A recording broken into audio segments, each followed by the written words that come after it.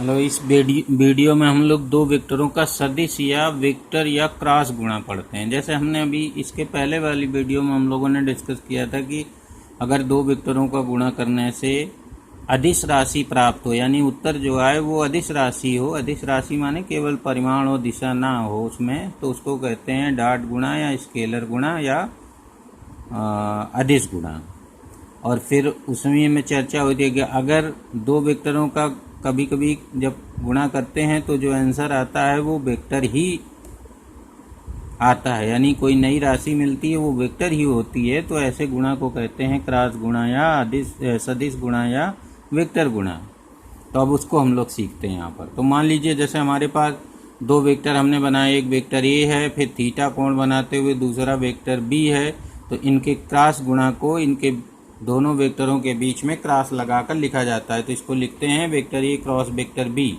और ये जो vector A cross vector B होता है ये नया वेक्टर है। तो नया वेक्टर जो होता है वो इन दोनों के तल के लंबवत होता है। तो ये दोनों का तल ऐसे ऐसे ऐसे ऐसे हम लोग समांतर चतुर्भुज पूरा कर लें तो ये तल हुआ। अरे जैसे मेज पर है मान लीजिए, तो मेज पर तल हो गया और मेज के लंबवत यूं आप यूं खड़ी कर दीजिए कोई लाइन, तो ये है चीज़। तो ये जो है ये तल हो गया और इस पर ये खड़ी कर दी तो इधर को मिलेगा ये ए क्रॉस बी। ए क्रॉस बी का मतलब है जब ए से बी की ओर जाएं, इधर से इधर की ओर, तो अंगुलियां इधर से ए से बी की ओर ले जाएं तो अंगूठा ऊपर को रहेगा, घुमाएं ऐसे ये स्टाइल में, ये अंगूठा ऊपर को रखेगा और अंगुलियां ए से बी की ओर घूमे तो अंगूठा जिधर को होता है उसी तरफ ए क्रॉस बी की दिशा होती है। अब जैसे हम लोग बी क्रॉस ए निकालना चाहें तो जब बी से ए की ओर अंगुलियां लाएंगे, दाहिने हाथ की बात हो रही सारी, दाहिने हाथ की अगर अंगुलियां ए से बी की ओर ले जाएं तो जिधर को अंगूठा रहेगा उधर को ही A cross vector A cross vector B यानी क्रॉस गुणा से जो प्राप्त होगा वेक्टर उसकी दिशा होगी। अगर बी से ए की ओर ले जाएं अंगुलियों को दाहिने हाथ की तो अंगूठा नीचे की ओर होगा माइनस डायरेक्शन में, तो ये नीचे की ओर हो जाएगा, डायरेक्शन हो जाएगा। तो ये जो वेक्टर आएगा वो वेक्टर बी क्रॉस वेक्टर आएगा। अब ऊपर की ओर एकांक सदिश को एन कैप से लिख सकते हैं या छोटा सा एक सदिश बना लें उसको एन कैप, तो ये ऊपर की ओर हो गया और यहाँ को नीचे की ओर एन डैश कैप हो गया। अब आंसर क्या आता है देखिए, तो answer vector A cross vector B बराबर होता है A B sine theta into N cap, क्योंकि और ये जो ए बी साइन थीटा है इसको बोला जाता है इस vector A cross vector B का परिमाण, और एन कैप जो है इसकी दिशा बता देता है। एन कैप दिशा को व्यक्त करता है जो vector A cross vector B की दिशा में एकांक सदिश होता है। अब अगर हम vector B cross vector A कहें तो आ जाएगा B A sine theta into N dash cap है। तो ये परिमाण हो गया vector B cross vector A का, और ये जो एन डैश कैप है वो vector B cross vector A की दिशा में एकांक सदिश हो गया। तो ये एकांक सदिश vector B cross vector A की दिशा को बताता है और बी ए साइन थीटा ये परिमाण को। तो अब देखिए यहाँ इसका परिमाण भी B A B sine theta आया और इसका परिमाण भी ए बी साइन थीटा आया, चाहे ए बी साइन थीटा को चाहे बी ए साइन थीटा, ये सब अदिश राशि को गुणा है तो ये अदिश पार्ट है, इसका परिमाण है, तो ये परिमाण कहलाता है। और ये दिशा हो गई, तो दिशा देखिए अपोजिट आ रही है।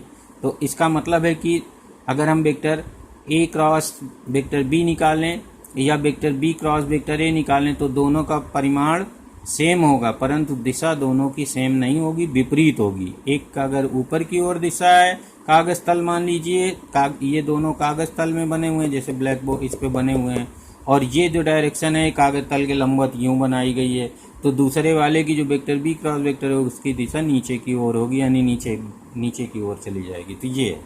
अब इसकी परिभाषित कैसे करते हैं देखो, जैसे हम लोग vector A dot vector B में परिभाषा की दो वेक्टरों का डॉट गुणा उनके परिमाणों और बीच के कोण की कोज्या के गुणनफल के बराबर होता है, ये पढ़ा गया था। अब इसमें बोलेंगे दो वेक्टरों का क्रॉस गुणा उनके परिमाणों और बीच के कोण की ज्या बोला जाता है, साइन थीटा को ज्या। तो उनके परिमाणों माने ए बी, वेक्टर ए का परिमाण ए हो गया, वेक्टर बी का परिमाण बी हो गया, तो उनके परिमाणों के गुणनफल के बराबर होता है। गुणनफल तथा बीच के कोण की ज्या के गुणनफल के बराबर होता है, तथा उसकी दिशा दोनों वेक्टरों के तल के लंबवत होती है। तो जो वेक्टर ए और वेक्टर बी जिस तल में होंगे उनके ठीक लंबवत दिशा होगी उसकी। तो ठीक लंबवत दिशा ये डिपेंड करती है वेक्टर ए से वेक्टर बी को गुणा कर रहे हैं, क्रॉस गुणा कर रहे हैं, कि वेक्टर बी से वेक्टर ए के। तो ये है। तो दिशा निकालने के लिए अभी मैंने इसके पहले ही दाहिने हाथ का रूल बता दिया। तो ये है दो वेक्टरों का सदिश गुणा या क्रॉस गुणा। तो ये इतना समझ लीजिए। उदाहरण होता है, ये बल आघूर्ण बराबर होता है vector R cross vector F. Vector R ये डिस्टेंस है, वेक्टर एफ बल है। तो अगर हम ये वेक्टर आर ये डिस्प्लेसमेंट कह लीजिए, डिस्टेंस कह लीजिए, तो ये सदिश रूप में है। यानी इसको हम लोग कहेंगे, इसको हम लोग कह सकते हैं एरियल वेक्टर।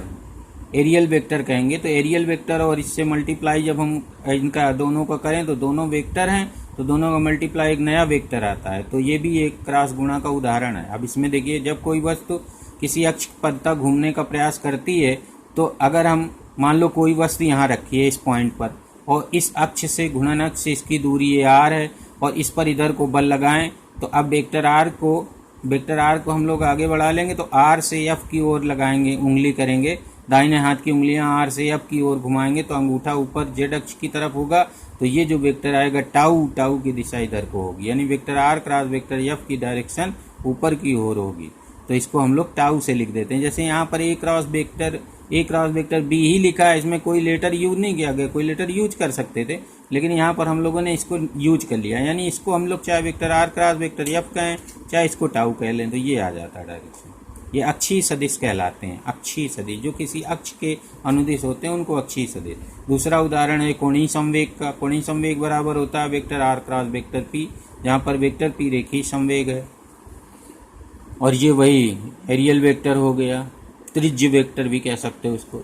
और एक उदाहरण है वेक्टर वी बराबर vector omega cross vector R. तो यहाँ पर जब कोई वस्तु वृत्तीय पथ पर गति कर रही होती है, तो यहाँ वेक्टर आर और वेक्टर वी एक ही तल पर हैं, यहाँ पर कागज तल पर हैं। तो ये जो अक्ष की दिशा में, घूर्णन अक्ष की दिशा में जो वेक्टर होता है वो कोणीय वेग ओमेगा का होता है। तो ये याद रखना है।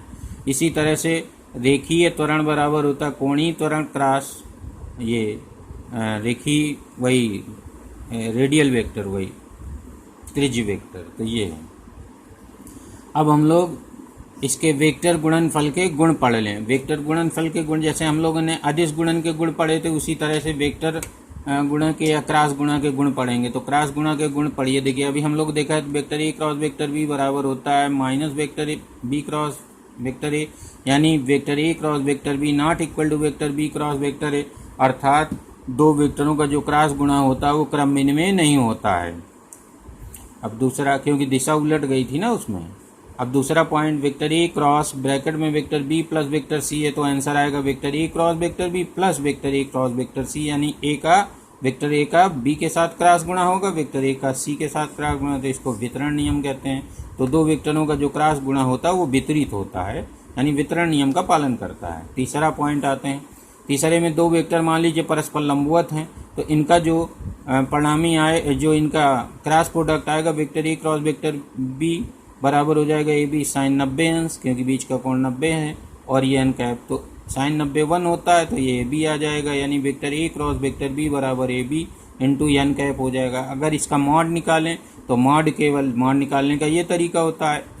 ये पूरा वेक्टर है, याद रखना। इसको लिखने का हम लोग नए लेटर से भी किसी से लिख सकते हैं, नए अक्षर से।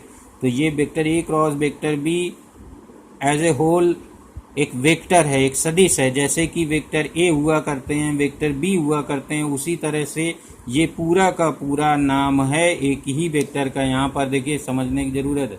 तो जैसे यहाँ वेक्टर ए है, उसी तरह वेक्टर बी है, उसी तरह का ये जो इनके गुणनफल से वेक्टर प्राप्त हुआ है वो ही। तो vector A cross vector B भी एक सदिश ही है। तो लिखने का तरीका बस अलग है। जो ये इसको हम लोग दो क्रॉस लगा के लिखें, यानी इनके गुणा करने से प्राप्त हुआ है ये, इसलिए हम लोग इसको लिख देते हैं। अब इसमें जैसे हम लोगों ने टाउ लिख दिया है, तो ये मतलब है। अब टाउ ना लिखें, vector R cross vector F लिख दें तो भी चलेगा। और यहाँ पर आर क्रॉस एफ ही होता है, यानी आर को डॉट डॉट आगे बढ़ा के एफ की तरफ बढ़ा जाता है। अब देखिए, एफ का अगर डायरेक्शन इधर को है तो आर से हम अंगुलियां एफ की तरफ ले जाएंगे तो ऐसे आएगा, तो टाउ की दिशा जस्ट नीचे की ओर हो जाएगी, ये याद रखना है। तो आर से एफ की ओर जाएंगी अंगुलियां दाहिने हाथ की, तो अंगूठा जिधर को होगा उधर ही को टाउ होता है। यहाँ पर फिर आ जाइए, तो हम लोग यहाँ पर पहुँच गए थे ये। तो यहाँ पर अगर हम परिमाण निकालें तो केवल ए बी बचेगा, दिशा खत्म हो जाएगी इसमें परिमाण में। तो इसका मतलब ये हुआ कि दो लंबवत वेक्टरों का जो क्रॉस गुणा होता है, यानी जो वेक्टर गुणा होता है उसका परिमाण, क्योंकि उसमें परिमाण और दिशा दोनों होती है, तो उसका परिमाण कहेंगे उन दोनों वेक्टरों के परिमाण के गुणनफल के बराबर होता है। तो इस तरह से हो जाएगा। इसी तरह से अगर हम किसी वेक्टर का स्वतः से क्रॉस गुणा निकालें, vector A cross vector B, तो बीच का कोण 0 लेंगे तो 0 आंसर आ जाएगा। Vector B cross vector B 0 आ जाएगा। अब आई कैप ये एकांक सदिश थे, लंबकोणीय एकांक सदिश थे, तो अगर हम उनका स्वतः का गुणा निकालें तो वो भी 0 आएगा। अब इसी तरह से और सीख लेना, जैसे वेक्टर ए इस तरह लिखा गया हो A X I cap plus A Y J cap, और ये वेक्टर बी लिखा हो गया B X I cap plus B Y cap J cap plus B Z K cap. तो इनका अगर हम vector A cross vector B cross product निकालना हो तो हम लोग पहले इसको लिख लेंगे पूरे को क्रॉस, और फिर निकालने का तरीका देखिए, आई कैप जे कैप के कैप यहाँ लिख लिया जाता है, ये सारणी बना ली जाती है। आई कैप जे कैप के कैप मैट्रिक्स फॉर्म बोला जाता है इसको। तो यहाँ पर आई, अब इसमें वेक्टर ए के तीनों ये आई कैप जे कैप और के कैप के गुणांक लिख देंगे, A X A Y A Z. इसी तरह दूसरे वाले वेक्टर के लिख देंगे B X B Y B Z. अब इनको जब हम हल करेंगे तो आई कैप के साथ हमारा आई कैप इंटू ब्रैकेट में this A Y into B Y multiply B Z sorry minus A Z और बी वाई, ये लिख दिया जाता है इस तरह से। इसको और आगे समझाने की कोशिश की है मैंने। ये जैसे आई कैप यहाँ पर अगर मल्टीप्लाई कर रहे हो तो ये 4 जो है 4 गुणांक यहाँ पर लिख लिए जाते हैं, फिर माइनस लगाया जाता है, फिर जे कैप लिख लिया जाता है, फिर जे कैप के अलावा 1 2 3 4 ये लिख लेते हैं नंबर। फिर जब प्लस के कैप, तो यहाँ प्लस माइनस प्लस चलता है ऐसे, तो ये लिख लेते हैं। तो अगर के कैप में लिखेंगे तो 1 - 2 3 1 ऐसे लिख लेते हैं। इसी तरह इसको लिख लेंगे तो इस तरह आ जाए। अब यहाँ पर जो एक लंबकोणीय एकांक सदिश आई जे के थे, आई एक्स की तरफ एकांक सदिश था, वाई की तरफ जे कैप था और के कैप था जेड अक्ष की तरफ। तो अब इनका क्रॉस प्रोडक्ट देखिए आपस में।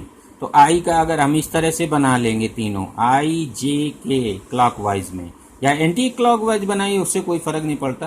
तो अगर आई का हम जे के साथ क्रॉस गुणा करेंगे तो अपना अंगूठा जेड अक्ष की तरफ होगा, के क्रॉस आएगा आंसर। तो आई क्रॉस जे बराबर के कैप आ जाएगा, sorry I cap cross J cap बराबर के कैप, क्योंकि आई से अगर हम दाहिने हाथ के अंगुलियों को जे कैप की तरफ ले जाएं तो अपना अंगूठा ऊपर को होगा, यानी जेड डायरेक्शन में होगा, अर्थात के कैप की तरफ होगा। तो आई कैप और जे कैप का क्रॉस प्रोडक्ट के कैप होता है। इसी तरह से फिर जे से के आएंगे, जे क्रॉस के जे कैप क्रॉस के कैप, तो वो आंसर आई कैप आएगा। फिर के कैप क्रॉस आई कैप, वो आंसर जे कैप आएगा। अगर उल्टा चलते हैं इसके तो माइनस लगा लेते हैं। अब जैसे हम कहें जे कैप क्रॉस आई कैप तो माइनस के कैप कहेंगे, आई कैप क्रॉस के कैप तो माइनस जे कैप कहेंगे, और के कैप क्रॉस जे कैप तो माइनस आई कैप कहेंगे। इस तरह से ये लिख दिया मैंने। अब ये सवाल समझ लेना, जैसे अभी बताया मैंने सवाल में, यहाँ पर वेक्टर ए बराबर ए x plus A Y plus A Z लिखा है, यहाँ पर हमने उसके गुणांक लिख दिए हैं। इसमें आई कैप -2 जे कैप प्लस के कैप, ये वेक्टर ए है और ये वेक्टर बी है। अब इनका दोनों का क्रॉस प्रोडक्ट निकालना है तो इस तरह से सारणी बना लेंगे, आई कैप जे कैप के कैप। इसका आई कैप का गुणांक 1 है, -2 है और 1 है, तो 1 - 2 1। इसका 3 1 4 3 1 4।